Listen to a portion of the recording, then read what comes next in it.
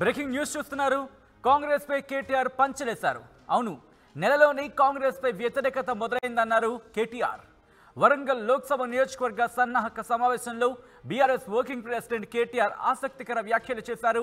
తెలంగాణ కోసం కేసీఆర్ ఎంతో కష్టపడ్డారు అని అన్నారు కేటీఆర్.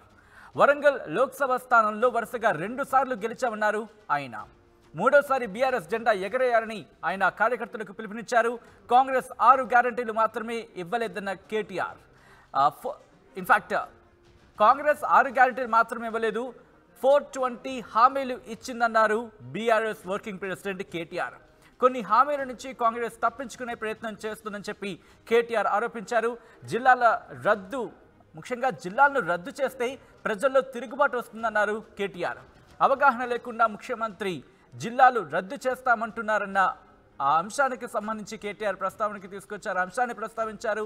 అక్రమ కేసులకు భయపడేది లేదు అన్నారు ఆయన. ఇంకా ఏమన్నారు ఒకసారి మా ప్రతినిధి మధుని అడిగి తెలుసుకుందాం. మధు, చాలా ఇంట్రెస్టింగ్ కామెంట్స్ చేశారు అనేది చెప్పుకోవాలి. ఏంటి ఇంకా ఎటువంటి కామెంట్స్ చేశారు కేటీఆర్? కేటీఆర్ ఆధ్వర్యంలో స్టార్ట్ అయినటువంటి వరంగల్ ఉమ్మడి పార్లమెంట్కి సంబంధించినటువంటి నియోజకవర్గ సన్నాహక సమావేశం చాలా సుదీర్ఘంగా జరుగుతోంది. మధ్యాహ్నం లంచ్ బ్రేక్ ఇచ్చారు. లంచ్ బ్రేక్ తర్వాత కూడా కంటిన్యూ కొనసాగుతోంది. ఇంకా కూడా వాడివేడి చర్చలతో వీరికి సమాధానాలు తీసుకుంటూ క్వశ్చన్స్కి ఆన్సర్ ఇస్తూ ఈ సమావేశం కొనసాగుతోంది.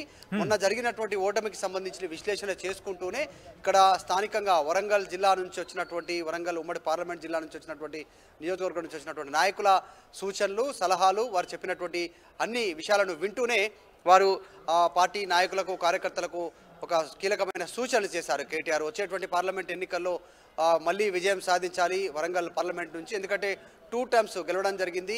తెలంగాణ కోసం కష్టపడ్డది కేసీఆర్, తెలంగాణ తెచ్చింది కేసీఆర్. కాబట్టి ఆ క్లెయిమ్ చేసుకునేటువంటిది పూర్తిగా అధికారం బీఆర్ఎస్ పార్టీకే ఉంది. తెలంగాణలో ఉద్యమ పార్టీగా మొదలై అధికారంలో 2 సార్లు అధికారం చేపట్టినటువంటి పార్టీ. ఈసారి జరిగినటువంటి అనేక కారణాలు ఉన్నప్పటికీ కూడా కాంగ్రెస్ పార్టీ ఇచ్చినటువంటి 420 హామీలతో బీఆర్ఎస్ ఓడిపోవడం జరిగింది, అధికారానికి దూరం కావడం జరిగింది. అదే విషయాన్ని ప్రజల తరఫు నుంచి పోరాడదాం, గట్టిగా నిలదీసే ప్రయత్నం చేద్దాం. అసలు కాంగ్రెస్ ప్రభుత్వం ఏర్పడ్డ తర్వాత నెల రోజుల్లోనే గ్రౌండ్ లెవెల్లో వ్యతిరేకత పెరిగింది, అది కనిపిస్తూ ఉంది. త్వరలోనే మరింత వ్యతిరేకత పెరుగుతుంది, ప్రజల తరఫున పోరాటం చేయడానికి సిద్ధంగా ఉండండి అంటూ ఆయన చెప్తూనే వీరందరికీ దిశానిర్దేశం చేశారు. అయితే ఇక్కడితోనే కాకుండా కాంగ్రెస్ అధికారం చేపట్టినప్పటి నుంచి బీఆర్ఎస్ పార్టీకి సంబంధించిన నాయకులపైన కక్షపూరితంగా వ్యవహరిస్తూ ఉంది. కొద్దిమందిపైన దాడులు జరుగుతూ ఉన్నాయి, కొద్దిమందిని హత్య చేస్తూ ఉన్నారు, కొద్దిమంది పైన అక్రమ కేసులు బనాయిస్తూ ఉన్నారు, భయభ్రాంతులకు గురి చేస్తూ ఉన్నారు. ఇది మానుకోకపోతే బీఆర్ఎస్ పార్టీకి స్ట్రాంగ్ లీగల్ సెల్ ఉంది. లీగల్ సెల్ ద్వారా పూర్తి స్థాయి భద్రత ఉంటుంది. వారి తరఫున కొట్లాడదాం, మీ తరఫున పార్టీ నిలుస్తుంది అంటూ కేటీఆర్ ఇక్కడ ఉన్నటువంటి బీఆర్ఎస్ పార్టీ నాయకులను ఉద్దేశించి మాట్లాడడం జరిగింది. పసునూరి దయాకర్ ప్రస్తుతం ఎంపీగా ఉన్నారు. వచ్చేటువంటి పార్లమెంట్ ఎన్నికల్లో ఎవరికి సీట్ ఇచ్చినా కూడా ఖచ్చితంగా గెలిపించుకునే ప్రయత్నం చేయండి. అసెంబ్లీలో జరిగినటువంటి నష్టం పార్లమెంట్లో జరగకుండా అందరూ కలిసికట్టుగా వరంగల్లో పార్లమెంట్ నియోజకవర్గం పైన పనిచేయాలి అనేటువంటి చెప్తా ఉన్నారు. ఎందుకంటే పేటెంట్ తెలంగాణకు సంబంధించినటువంటి మాట్లాడాల్సిన పేటెంట్ ఒక పొలిటికల్ పార్టీ తీసుకుంటే కేవలం బీఆర్ఎస్ పార్టీకే ఉంది, అది మీరు ప్రజలకు వివరించండి. మిగతా 2 పార్టీలు కూడా జాతీయ పార్టీలు, ఢిల్లీ పార్టీలు అనేటువంటిది ప్రజలకు వివరించే ప్రయత్నం చేయండి. ప్రస్తుతం రాష్ట్రం ఢిల్లీ కంట్రోల్లోకి వెళ్ళింది. ఇక్కడ ఉన్నటువంటి నేతలంతా కూడా ఢిల్లీ నేతల కంట్రోల్లో ఉన్నారు, అది వివరించండి. మొన్నటి వరకు తెలంగాణ ప్రజలు తెలంగాణలో ఇష్టాయిష్టాలను బట్టి ఇక్కడ నిర్ణయాలు ఉండేది, కానీ ఇప్పటి నుంచి ఢిల్లీ నుంచి ఏం చెప్తే అదే ఇక్కడ ఇంప్లిమెంట్ చేసే పరిస్థితి ఉంది. అది ప్రజలకు వివరించిన తర్వాత ఎన్నికల్లో వెళ్ళాలంటూ వీరందరికీ దిశానిర్దేశం చేశారు. సో ఓవరాల్గా కాంగ్రెస్ పార్టీకి సంబంధించినటువంటి హామీల అమలు విషయంలో సిద్ధంగా ఉండడం అంతా కూడా 420 హామీలు, కాంగ్రెస్ పైన వ్యతిరేకత ఆల్రెడీ ప్రారంభమైందంటూ కార్యకర్తల సమావేశంలో కేటీఆర్ మాట్లాడారు. రైట్, అంటే పార్లమెంట్ ఎన్నికలకు సిద్ధమవుతున్న పరిస్థితి కనిపిస్తుందని చెప్పుకోవాలి.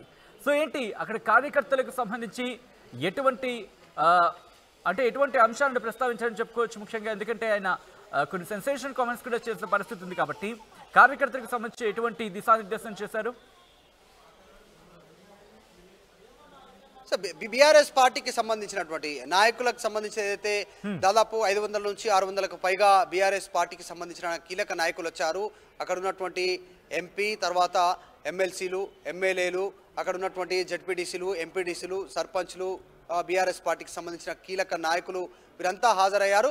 సో దీంట్లో కేటీఆర్ రోజువారీగా బీఆర్ఎస్ సంబంధించిన పార్లమెంటరీ సమావేశాలు ఏవైతున్నాయో అందరినీ మోటివేట్ చేసేలాగా మాట్లాడుతూ ఉన్నారు. అంటే కాంగ్రెస్ ప్రభుత్వం అధికారంలోకి వచ్చినాక జరుగుతున్నటువంటి చర్యలకు సంబంధించినటువంటి విషయంలో క్షేత్రస్థాయి నుంచి కంప్లైంట్స్ వస్తూ ఉన్నాయి. పార్టీకి అండగా ఉంటుంది కార్యకర్తలకు నాయకులకు అనేటువంటిది చెప్పాలంటూనే వచ్చే పార్లమెంట్ ఎన్నికలను దృష్టిలో పెట్టుకొని సీరియస్గా ఫైట్ చేయాలి అనేటువంటిది కేటీఆర్ వీరందరికీ సూచించే ప్రయత్నం చేశారు. సో రోజువారీగా జరిగేటువంటి కార్యక్రమాల్లో ఈరోజు వరంగల్ పార్లమెంట్ నియోజకవర్గానికి సంబంధించినటువంటి సన్నాహక సమావేశం జరగడంతో వీరందరికీ కేటీఆర్ దిశానిర్దేశం చేసే ప్రయత్నం చేశారు. రానున్నటువంటి రోజుల్లో కూడా ఇంకా చాలా స్పీడ్గా పనిచేయాలి. మొన్న అసెంబ్లీ ఎన్నికల ఫలితాలను దృష్టిలో పెట్టుకోకుండా పార్లమెంటులో ఎక్కువ స్థానాలు కైవసం చేసుకునే దిశగా క్షేత్రస్థాయిలో కార్యకర్తలు నాయకులు పనిచేయాలంటూ సూచించారు. అయితే right Madhu, thanks for update. So మొత్తంగా అయితే మాత్రం కాంగ్రెస్ పై కేటీఆర్ పంచలేశారని చెప్పుకోవాలి. నెలలోనే కాంగ్రెస్ పై వ్యతిరేకత మొదలైందని చెప్పి కేటీఆర్ అన్నారు. వరంగల్ లోక్సభ నియోజకవర్గ సన్నాహక సమావేశంలో ఆయన కొన్ని కీలక వ్యాఖ్యలు చేశారు.